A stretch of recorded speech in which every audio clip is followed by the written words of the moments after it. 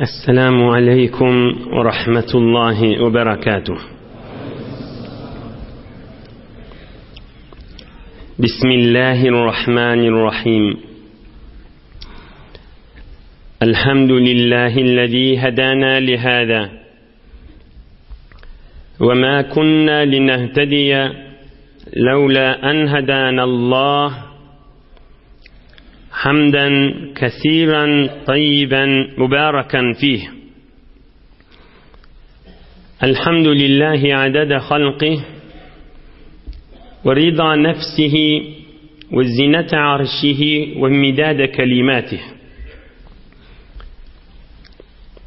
اللهم صل وسلم وبارك على عبدك ونورك إمام المتقين سيد المرسلين سندنا شفيعنا مولانا محمد النبي الأمي الأمين وعلى آله وأصحابه وأنصاره وأتباعه أجمعين.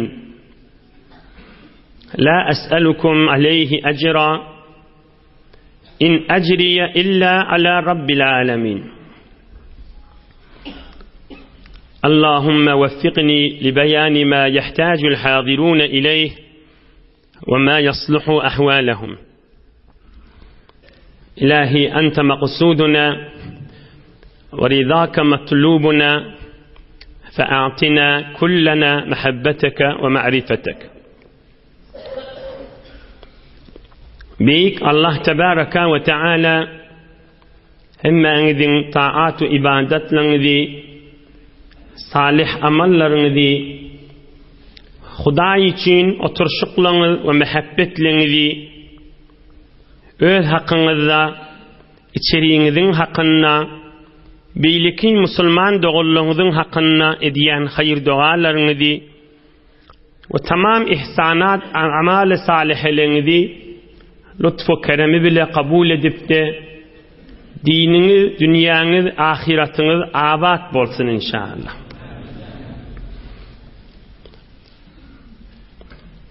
Yurdumuzda, vatanımızda emniyet berqarar olup, mehabbet berqarar olup, ittihat bolup, dinimiz, milletimiz, ulamalarımızın ağzı bir olup, dini dünyamız abatlıktan pek Allah ayırmasın inşallah.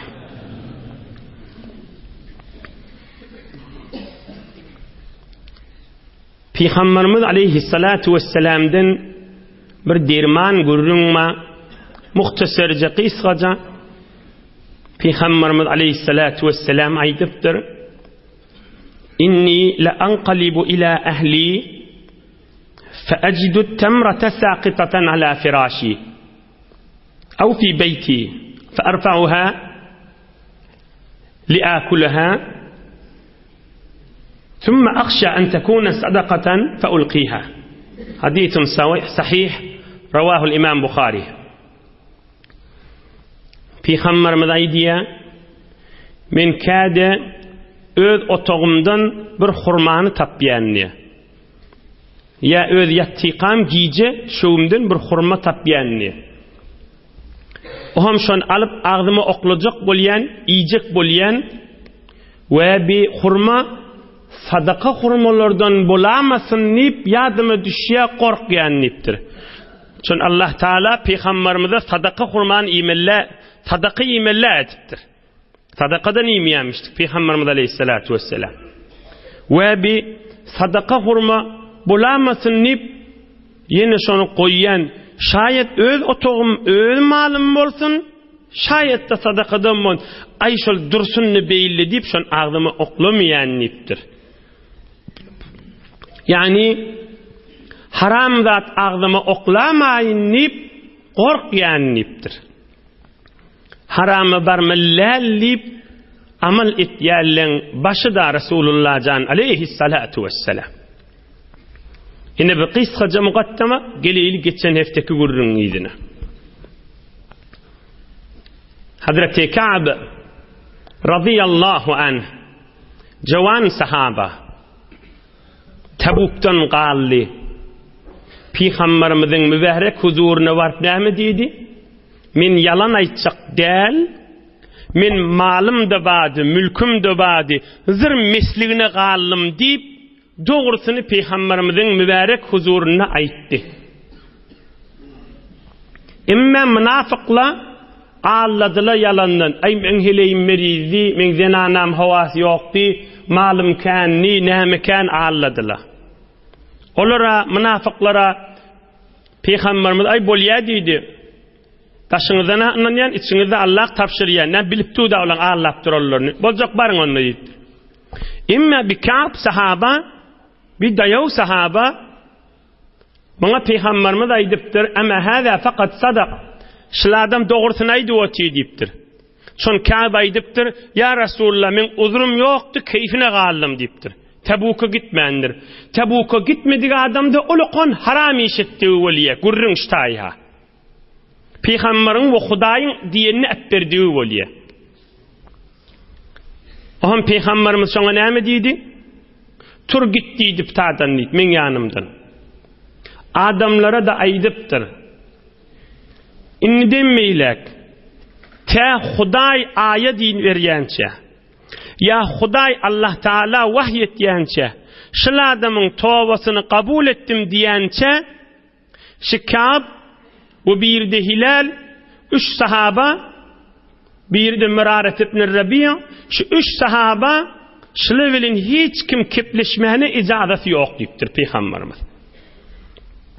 Geçen nefteşte gaçyly geçdi görüň. Hiç kim şolaň salamyny almellal. Hiç kim şolara salam de vermellal. Ýöne häzirçek zinanylary ýanyna boluvermeli, zinanylaryna zat diýmendir. Ni gurrun içinde gelir açık gurrun. Aham Resulullah aleyhissalatu vesselam emredipdir, hiç kim şola bilen kepleşmesin, siz de turun oğran diýipdir. Nämeden çüreyim? Bunun hikmeti näme kan? Yoksa Peygamberimiz aleyhissalatu vesselam'ın bir mübarek sözü var. Kan eşitensiniz ahuncalılardan. Et-taibu minez-zembi kemen la zembele. Bir günahdan çının menen tawba etsen, günahın yuwulýa da, bulada tawba etse tawba günahsy yuwuljak da, emma bulara onu etmendir. Yoksa barın bir 2 rekat namaz okuyun, estağfirullah aýdyň, aham tawba etdiňiz bolýa, ýüregiňizde ýansaňyz, narahat bolsaňyz Allah günahňyzy geçer. Tamam bizlerden çürüm şeyler aşmahal. Tamam musulmanlara. Her kim tawbasy çyn bolsa Hudaý günahyny geçýär. Emma bir 3 nefere Resulullah beýdimendir. Nämeden çürüm? Ta şuurun tarihin sefhelerini qalar yani. 50 ullap Allah ayet indirmiye. Şolaň tawbasynyň kabullygyna. 50 unnetili bir nefer bilen kepleşmäne ejazalary ýok şolaň.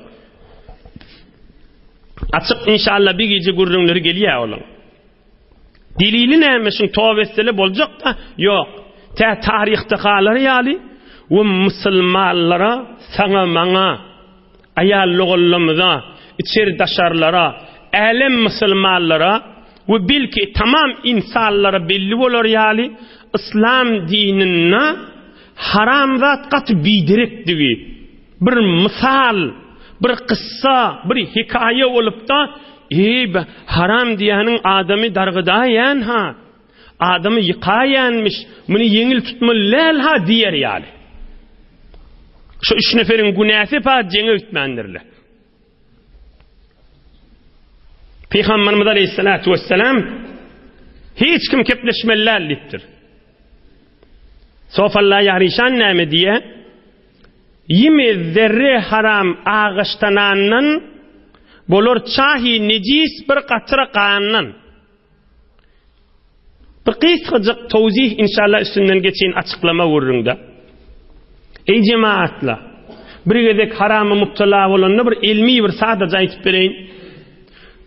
Bir kan bir arasta su bolsa, bir quýyň suwy, ya bir çelik su, ya bir tank su, şoňa birje gatyrgan namsa, bir haram zattamsa, şu suwuň hemmesi näme bolýar?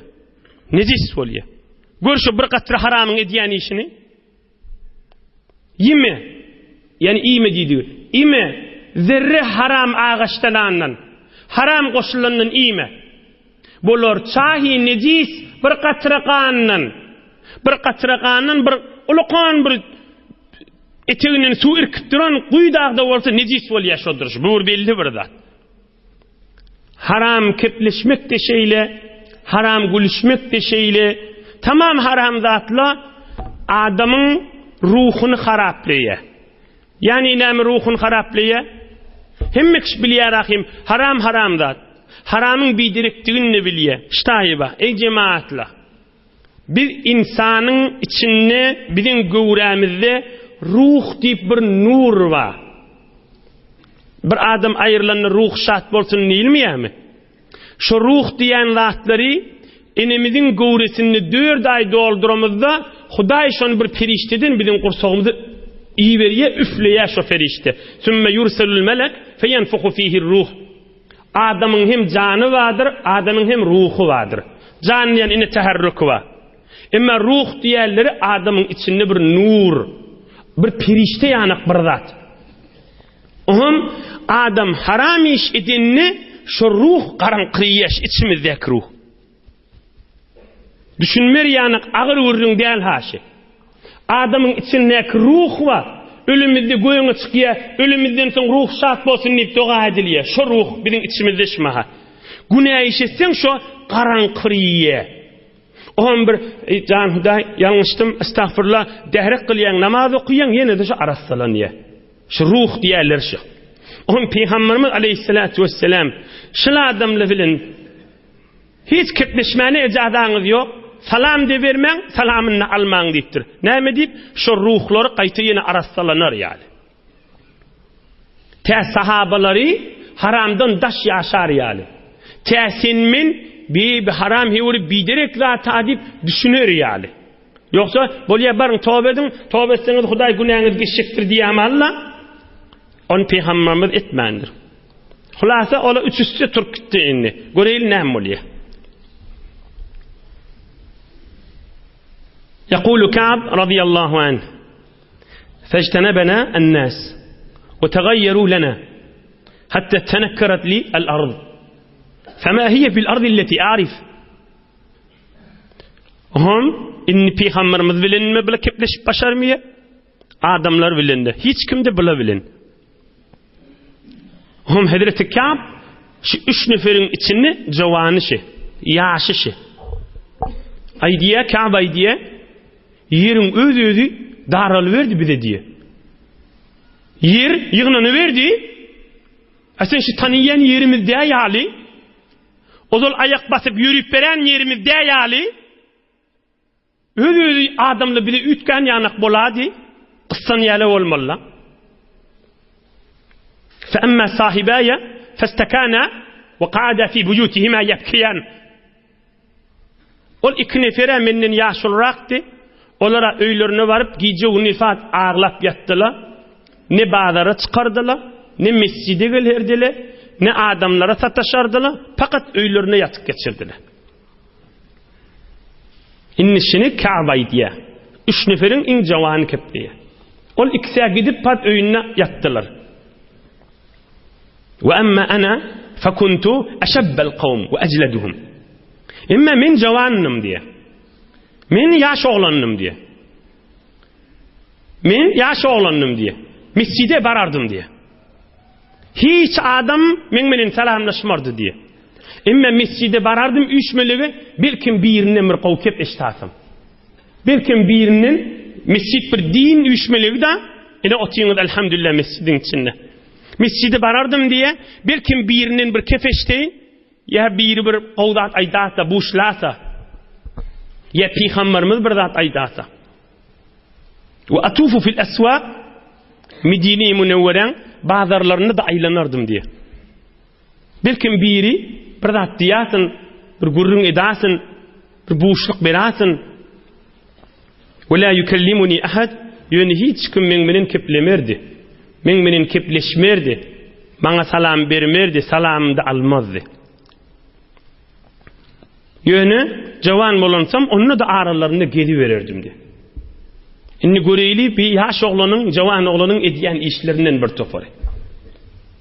Ve ati Resulullah sallallahu aleyhi ve sellem ve usellimu aleyh ve huve fi meclisi ba'des salah. Ahum kâde Peygamberimiz salam verenden sonra amam oturan yerine otururdu. Ahum minni namazdan son bir kok gelenini birime oturup Esselamu aleyk ya Resulullah deyip salam verirdim diye.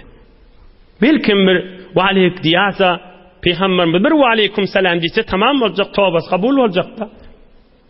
Ama Peygamberimiz ve aleykum selam demerdi bana diye.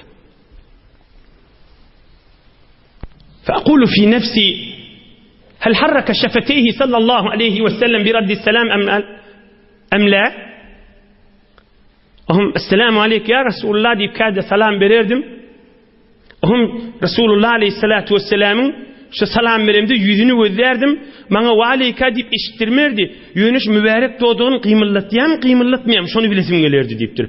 Ve aleyk deyip içinden aytıyam ya aytmayam. Şunu bilesim geliyor deyiptir. Yaşlık et ya haşın, cavallığı ediye. Yigit özün mehalimedir, işin ne diyeyim ya mahtum ol işan. Ol iki neferani yatıyı iki tane adam ağlap yatıyla oyunla. Hasan huday bilin tovamız geçer kan, günahımız geçer kan deyip. Şimdi gözleyen Resulullah'ın mübarek ağzını içinden aleyküm selam deyip mübarek doğduklarını kıyımıllatıyam, kıyımıllatmaya şunu bilesim geliyor. Sümme usalli qariben min. 10 gün, 15 gün geçip var yani şimdiden. Ohum namazda cemaate irrek barıp Peygamber'in yarrağına namaz okuyordum deyiptir. Belki bir salam verende gelverik diyacan. Ve usarikuhu en nazar. Ohum bir nefil okuyumda ya par namazda Resulullah'ın yakirrağına namazda durup oğrinçe Resulullah'ını gözlerdim diye. Usarikuhu en nazar. Gözüm kıyak bilen oğrinçe gözlerdim diye. Bir bana bakmar mıkam, bir gülmer mıkam. فإذا أقبلت على صلاتي نظر صلى الله عليه وسلم إلي وإذا التفت نحوه أعرض عني صلى الله عليه وسلم. Ohum men çemelenip öğüm gözlemde Peygamberimiz men qov bilyen yaşkap men haydırıp gözlerdi diye şeydir. O meni gözleyenni kellem aylap Resulullah'ını gözlerdim diye ohum Peygamberimiz eteğini gözlerdi diye. Rahmet nazar bilen mehabbet edip Resulullah aleyhissalatu vesselam sahabası da terbiyet verdi da. Men namazda duracak bolamda meni gözlerdi diye. Ama meni gözden moyunu derro Peygamberimizi gözlerdim. Belkim bir gulasa, belkim bir gelverik diyasa deyip ama Peygamberimizin mübarek yüzüne bakamda Peygamberimiz eteğini gözlerdi diye. Hatta taala zalika aleyye. Ahey uzaklaştım bana bir deyiptir. 30 gün, 35 gün nağ oldu. Hiç ayette inmedi. Resulullah'a vahiy de gelmedi. Hiç kimde biz bilen kepleşene. Ahım ağamın oğlu vadi bir yaş oğlan ayt yahani. 3 neferin yaşı. İn adamlan içinde sırmaytyanım sırdaşta. Hem işi oturuşup gülüşyenim. Bir şun basmançak koyup şun divarına çıktım. Belki bir oğruyunca bana bir zat aydasa deyip dostum da o diye. Aham basmançak koyup yuvuşastan divarına çıktım diye. Hem ağamın oğlu peseremu, ağamın oğlu hem de dostumdan bile oynaşıp veren, gülüşüp veren dost. Aham divardan gördüm hayyadınlamış diye. Esselamu aleyk dedim diye. Salam verdim. Esselamu aleykum. Aham gözledim minnigim billi. Fevallah ma radda aleyhisselame. Ve aleykum selam demedi deyiptir. Ve aleykum selam demedi deyiptir. Beşer insan tarihinde şizirat gördü mü kan? Peygamberimiz bir hükmedini Müslümanların hiç kaysi oğruyunca da şu Peygamberimiz dinini etberena. Şimdi hal dünya oyuncu boluya da zor bilen olsa şayet milletin arasında çekinsin bir tohordadı. Ama oğruyunca derru ediliye da ama sahabalar Müslümanlar Resulullah aleyhissalatu vesselam emretti hayatta vali git anrak diyem Allah diyeme hiç tak diyemedi bana diye. Fakultu unshiduka billah hal ta'lem enni uhibbullaha ta'ala ve rasulehu. Ohum aytdım, hey can dost, ağamın oğlu, Allah üçün senden hahiş ediyen, iltimas ediyen can doğuncugum deyiptir. Unshiduka billah, ey cemaat, unshiduka billah, Huday üçün senden isteyen birce jogabym ayda deyiptir. Sen men dostum ki, sen men taniyan, men Huday peygamber gowuryan näme deyiptir. Hazreti Ka'ba aytiptir ha. Sen men dostum, sen men gow taniyan, Huday üçün men jogabym ber. Ve musulmançılıkta da her kime Huday üçün men jogabym ber diýse jogap berilmelidir ha. Onu da köplemedi bi diye. Belli bolly günah yerde Huday üçün bir adam bizden bir zat istese jogap bermelilerdir. Bir haram zada Huday üçün bizden bir zat istese haram zadın günah zadın Huday üçünligi bolmaz. Fesakata ibn ammi. Hiç sat diýmedi. Fa'udtu fanashattuhu fasakata. Ohum öwürläp ikinji gedek aýtdym. Can doganjum, can dost, sen bilýäňdämi men Allah bilen Rasulullah'yň gowurýanligimi diýip. Yine de jogap bermedi. Ohum birimi durup üçüncü gedek yine ileriledim. Fanashattuhu, can dost, hahiş edýän bir zat diýada diýdim diye. Ohum şonda bir kep aýtdy diye. Ağamyň ogly. Allah ve Rasuluhu a'lam. Men bilmeýän Huday Rasulullah bilýär. Tamam, başladak diýmet diye. Doğrudur, sen taniýanlaryň, sen gowa adamdyrsyň, inşallah tawban kabul olar ýok. Allah bilen Rasulullah bilýär, men bilemek diýip. Men bilemekdi diýmendir. Ayna aýdan kirş. Allah ve Rasuluhu a'lam. Allah bilen Rasulullah bilýär. Tamam. Fafadat aynaya ve tewelleytu. Gözlerimden yaş akıp divardan etek düşmeye durdum diye. İmtihanı ilahiyin eteğini kıyınçılıkta olansın. İdin günahlerini peşimanlık yüreğine düşünsün. Ey cemaatla, ey Müslümanla, ey cavan dostla, ey fitne deyip näme aýdylýar? Her zat adamy Allah'dan alyp galsa, dinden alyp galsa şoňa fitne diýilýändir. Fitne. Her zat adamy dininden alyp galsa. Bu ulukon mawzu mesele wa her zat adam Hudaýdan alyp galsa şoňa fitne diýilýär. Adama her zamanlarda fitneli gelaýanmışdyk.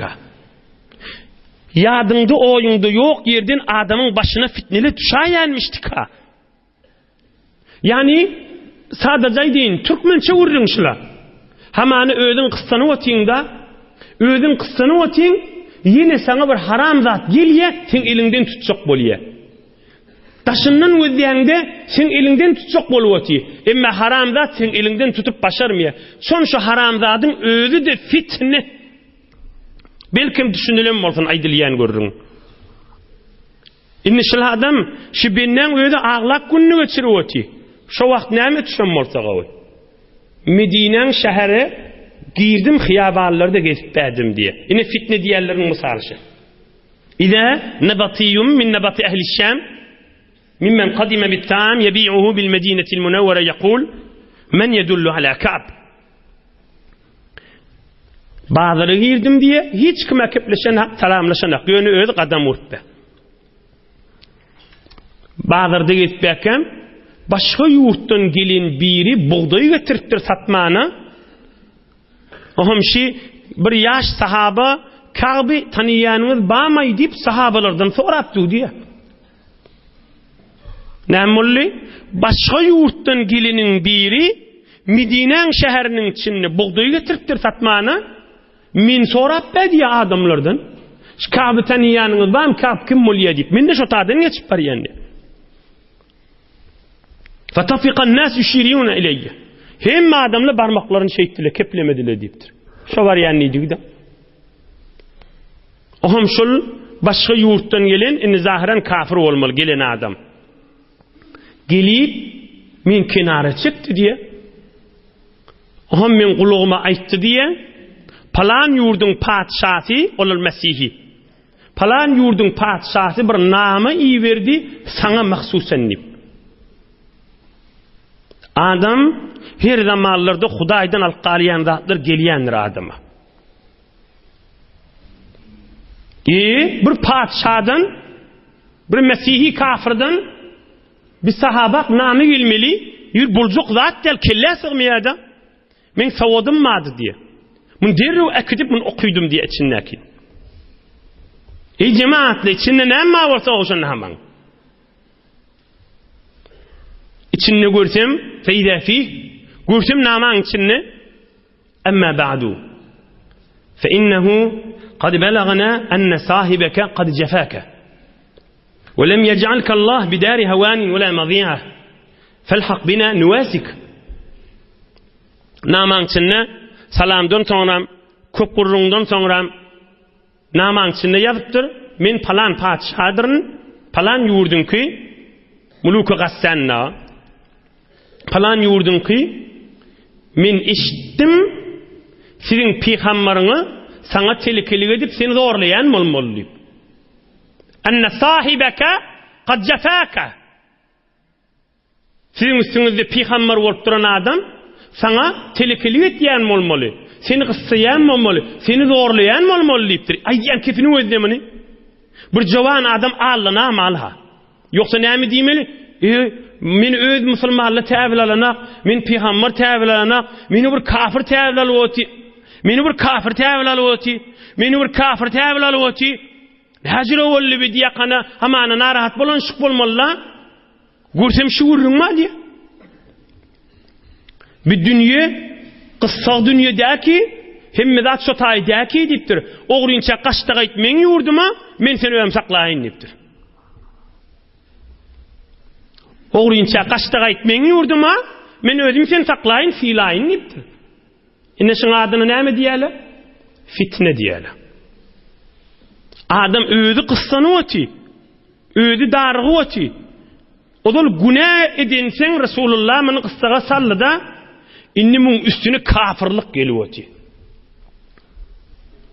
Inni mun üstüne kafirlik gelýär.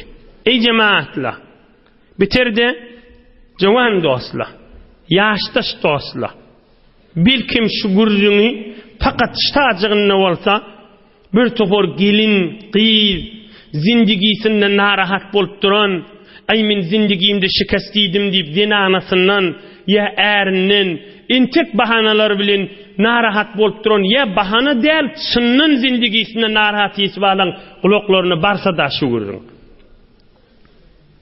Näme gurrun? Biraşy sahaban gurrun. Ey cemaatler, Peygamberimizin bir duasy var. Ahunjallar hadis kitaplarda köplerçe görýändirler, aýdýandirler. Köplerçe namazdan soň dua diýänmiş. Allahümme inni a'udhu bika min fitnetil mahya vel mamati. Hudaýa şi ýaşaýyşda birdin adamyň başyna bir zatly düşýä, adamy dininden alyp galýa. Hudaýa şondan men sakla diýänmişdir. Adamyň ýaşaýyşyny birdin bir zat sen başyna düşýä, seni Hudaýdan alyp galýa. Hudaýa şondan men sakla diýänmişdir. Şun adyna fitne diýäler. Şun adyna fitne diýäler. Inni şol adam hamana şo padşah kafir, şun elinden tutjak bolupdyda, emme elinden tutmakmyşy? Muňa dargatmak diýäler ol adamy. Odalar bir günah edipdir. Inni muny helak edip muny kafir etjek bolup bädi. Sadece bir misalyny aýdyp üstünden geçeýin oham. Çünki bizleri ders bolmadan çüreyim, sebit bolupdyr bu gurrunda. Bu zebit bolupdyr. Hamana şu zamanna erkadam menin dinana biri habarlaşmak ansatjak bolupdyr. Awalaşy mobil öýdi bir fitne. Habardar bolmasaň rahatça habarlaşylýar. On üstündäki fitne näme? Hamana erkadam öz adamsyndan narahat. Nämek narahat? Minni asl men oturşmaya. Menin gülüşmeye. Men madam ýüregimde erkadama bir oturşmany äher gerek, bir mehabbet gerek. Men mehabbet göremek. Ohum şu taada bir fitne, inişin özü bir muşkilla, şu benne muşkil, onu görürün yok, adamsımın oturuşanak, gülüşanak, hamana, giç öye geliye, ya öyeken gelenak, ya gelse qişarp yatı, hiç oğlun şoğu bilin denasın, iş yok, inni denanan üstüne düştürün bir fitne, bir kıyınçılık şey. İniş taada ne etmeli şey? Ulamalara maslahatlaşmalı, bir kilas kuralları gitmeli, muşkil olsa ne etmeli, şunu genişmeli indi.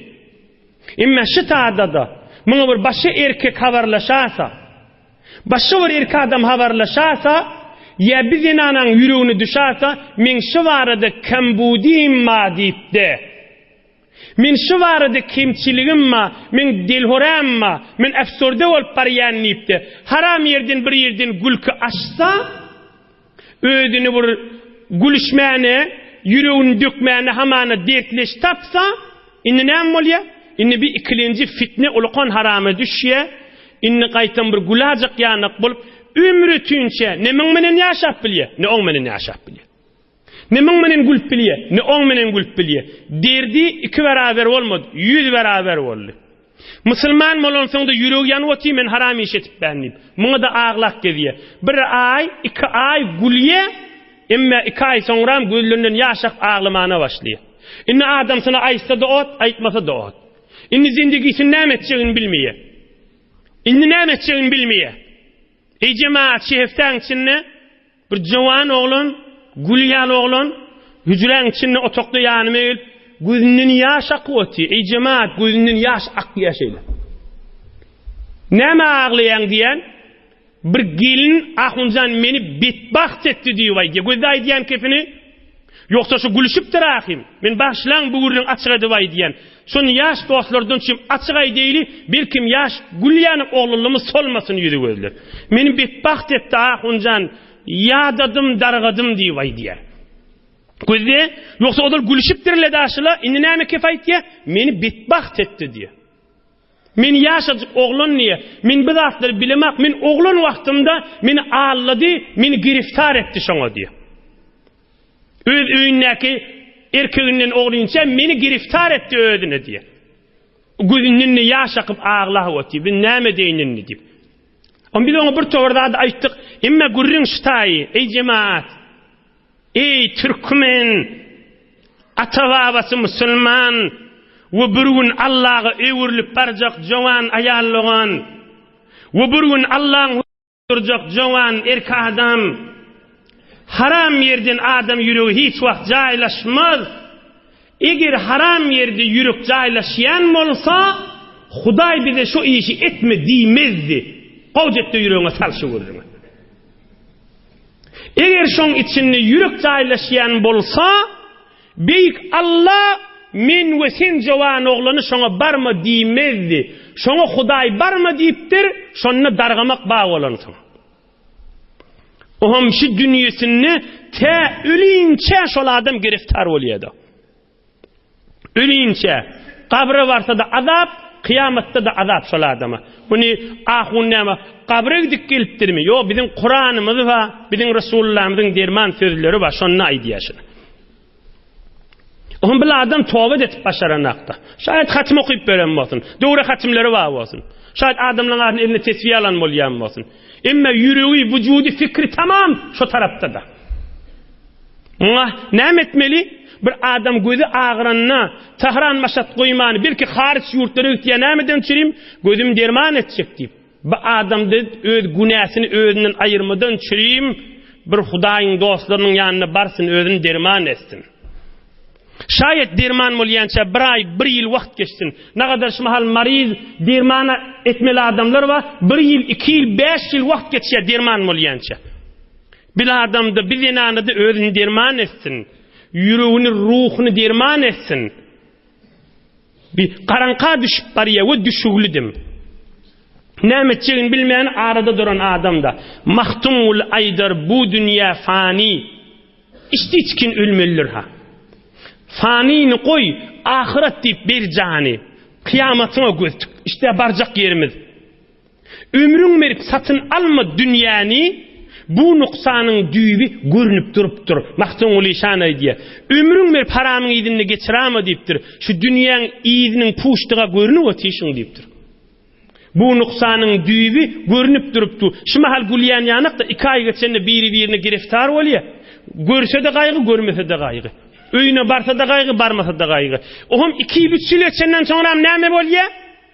Inni namazdan soň biri-birine lanet etip başlaýarlar. Olay diýe senden mollu diýe, olay diýe senden mollu diýe.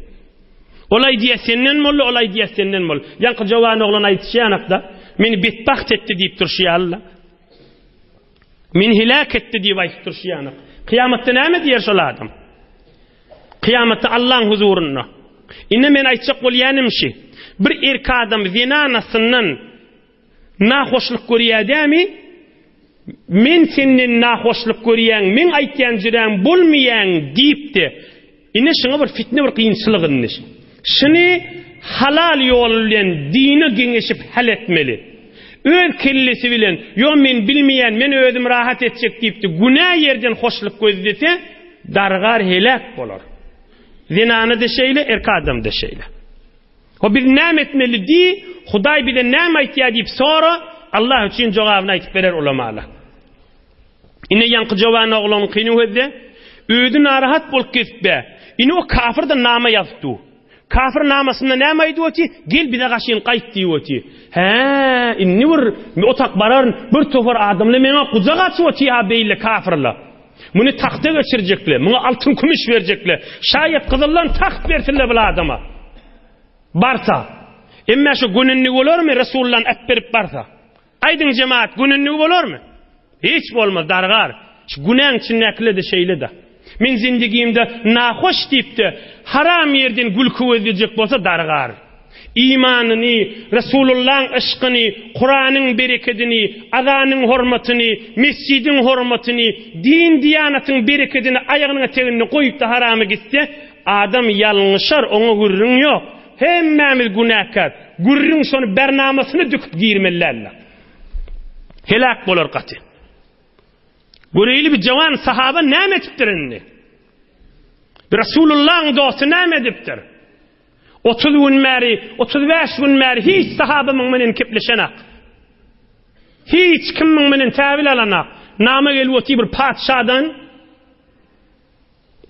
barsa şahat mına täç giydirtille altından. Cawan sahaba näme etdi qam? Näme pikir etdi qam?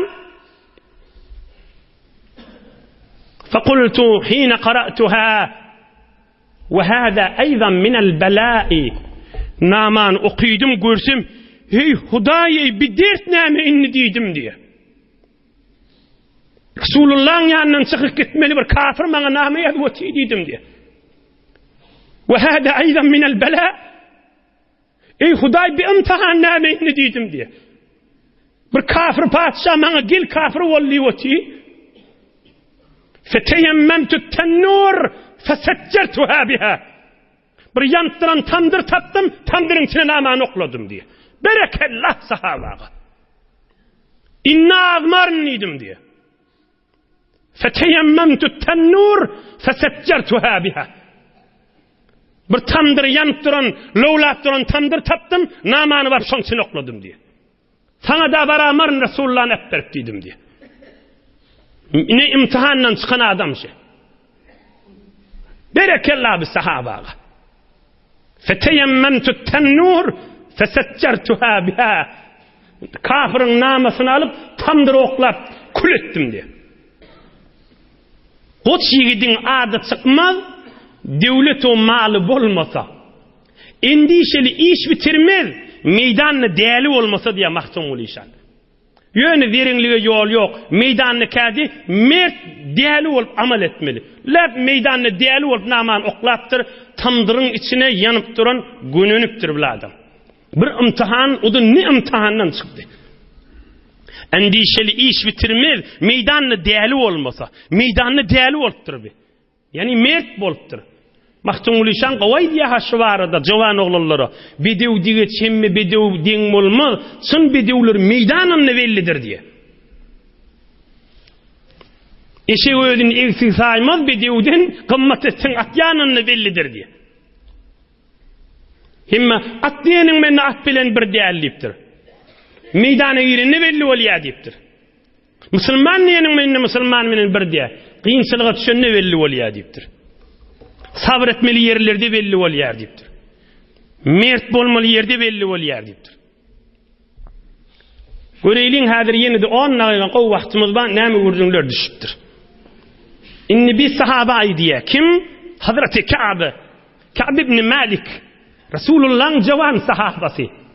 Toban içinde geçip de imme tobası kabul boldy diýip hadir Allah'dan hiç bir alamati gelenak. Hatta iza madat 40 gün geçti diye şıgynçylykdan.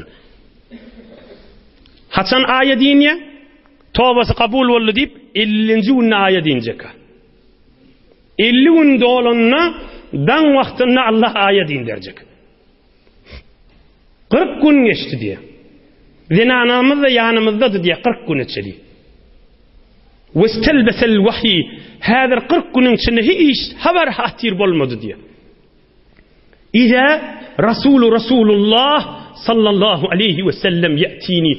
Şeylin bir sahaban bir maňa gaşyn geliye çyllap dipdir. Gelişinden belli Resulullah iyi veripdir şon maňa gaşyn diye. Faqala وهم من شملهم رسول الله برضات أيتشاو مهدي فقال إن رسول الله صلى الله عليه وسلم يأمرك أن تعتزل امرأتك وهم قال لي أنا ما عيتي رسول الله عليه الصلاة والسلام فين جوان صحابة كعب إمري ديا إن دينانا يعني يحمل الله ذنبتر إن بدي استنقلن ينورغين سلغن فقلت أطلقها أم ماذا أفعل رسول الله أي تقول السنة ديدم دي بكل سول شيء يا بشيت مليش ما مديدم دي فقلت أطلقها أم ماذا أفعل بكل عير شيء طلاق بريم يا بشيت مليش ما مديدم دي شاشم قول السنة ديدم دي قال لا بل يعتزلها فلا تقربنها yok ayrılışma deyiptir. Yöne Allah'dan haber gelýänçe denanan ýanyna baham bir öýde bolmalylar deyiptir. Özüň gamyň iýbeýin deyiptir. Şey diýakana gitdi diye. Jawan sahaba bir de bir kıyınçylyk. Inni ýoksa şu mahal iýlünimiziň içinde ente kıyınçylyk bolsa, ente kıyınçylyk näme? Men näçe wagt duam kabul bolmady diýip nägadar nefer namazyny öpberdi. Min evladımda aytyan jiren bolmadı deyip ne kadar nefer dininden savuyttu. Min näçil istihdamymy dua etdim kabul bolmady. Ay näme veleş deyip buga din musulmançylygyny öpberwoti. Migir dünýeden çylim Allah'a ibadet edilýärmi? Öpber kitmeli dünýeden çylim adam namaz okuyýärmi? Öpber kitmeli dünýämde hoş bolaýyn deyip Allah'a ibadet etýärmi adam? Men şu dünyada oňaýyn näçe ýyl Kur'an ders beripben, men näçe ýyl hatm okuypben, näçe ýyl namaz okuypben, Hudaý men dogalarym kabul etmeli bolar diýip hoş bolup gelipbe, emma birdenni dünýesinde kynçylyk gelýe, yo men ibadatym Hudaý men innemiýe, Hudaý men dogam kabul etmeýär diýip ya ewladynda bir müşkil barmyşdyk, ya işinde, ya algy berisi önmendir, ya mamlasy önmendir. Bigijuni namaz okuýa, 3 rekatyn kamil berýär, garyp gasar öddiýär. Hudaý onda da men işim oňdurana diýip, migir din öpbermeli zatmy? Migir Hudaýa ibadet edilýär, mamlam oňsun diýip ibadet edilýärmi? Ey cemaatlar, ey musulmanlar, Allah'ın kelamına edip bereyin. Euzu billahi mineşşeytanirracim. وَمِنَ النَّاسِ مَنْ يَعْبُدُ اللّٰهَ عَلَى حَرْفٍ Allah diye uzak aya okuysam vakit geçip var ya. Ey cemaatleri salmalı yüreğimde Hudaýa diye وَمِنَ النَّاسِ مَنْ يَعْبُدُ اللّٰهَ عَلَى حَرْفٍ bir adamlar vardır ibadet etýänlerle şert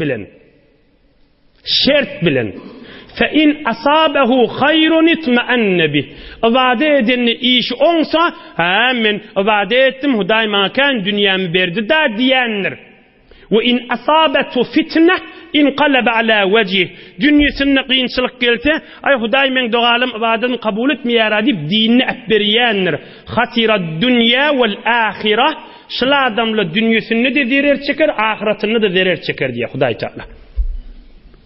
Meğer Allah'a şert bilin, dünyanın cemalından çürüyüm ibadet ediliyemi. İmme bir sahabanı özlen, zinanın hadirçik öylerine üstünleyiptir da, göz üstüne deyiptir. Bu neyem bolluvi, neyem maskaraçılık bolluvi, neyçil men Resulullah hıtmet ettim, neyçil dini hıtmet ettim, bir cidani günah edemizde, bir şeyle ollu da inni, diyena, son bilye Resulullah'ın hemme büyürükleri, şibinden öz dünyasını da ahiretine hayırdığı. Son bilye Allah şuna verir vermeyer, Resulullah şuna verir vermeyer, imanı var. Son bu adamla, Hudaya ibadet etmeyenmiştikler dünyadan çürüyüm. Belki Huday razı olsun ve cennetten çürüyüm. Belki ibadet etmeyenmiştikler cehennemden daş olaylı ve Hudayın razıçılığına düşeyli. Ey cemaat, şu zamanı gerek görürün haş. Men näçil namaz okuyan, näçil näme diyen, entik iş olmasa hemme men sert boldum hatta namazımdan nivaydiliye edimellerler. Bu urun hanıvadılara girmeli urun ha. Göğüstüne deyiptir. Zinanasına git öyünüze deyiptir. Göreyli näme bolýar deyiptir. Resulullah näme aýdýar deyiptir. Mert bolupdur. Fitnen eteginden, kıyınçılık imtihanın eteginden mert bolup geçip barýar. 40 gün dolly. 40 gün dolly. Inni 40 gün dolly. Ol ya iki sahaba ola qarry da olar. Olar yaşly. Bir jowan sahaba derrew denanasına gidip edipdir. Ol qarrylara da siz de denananyňyz gitsin dipdir. Ayrılışman, yani arad bukulli juda açılışık bolmalylar, häzirçik bir-biriň ýanyna bolmalylar dipdir. Oham inni yuwaş 50-nji gün bolup barýa, bu iki garry sahabaň biriniň denanasy Resulullah'ın ýanyna gelýär. Ya Resulullah, men adamym qarry diye. 50 gün bolup barýa, şodur şunu ýaty giýjewni ağlap ýaty. Yarağı yok, hıtmat etçeği yok. Mana ecade vermen şoň çörejigini, sujagyny, naharjygyny dogrulasam ya Resulullah ecade versen dipdir. Bolýa dipdir. Ýanyna bollypdir, fakat giýje ýeker ýatsyn otokda dipdir. Giýje hewr bolmasyn ýanyna dipdir. Amma da bolýa dipdir. Indi Ka'b näme diýe? Ýene bir imtihana girdi bir jowan sahaba. Maňa yerli yerden aýtdylar, sen denanaň iýer Resulullah'dan ejade alsyn, sana hyzmat etsinler diýdi. Ka'b diye içeriyim oğlan uşağıma etti diye de. Bolmaz mı diýdim diye. Ben cavan sahaba diýdim diye. Maňa Resulullah yok, sen cavan diýdi, men utanaryn diýdim diye. Mert bolaryn maňa da diýdim diye. Ta 50 gün dolýa. 50 gün dolup dan wagtyna Allah Taala ayet indirýär bilen tawbas kabul edip inşallah o wurduny inni kehefde Allah köklüdüğünden hyzmatyny da ýeterer. Allah Taala iman baýlygyndan nigmat bolçuluk emniyet nigmatdan Allah ayırmasın inşallah.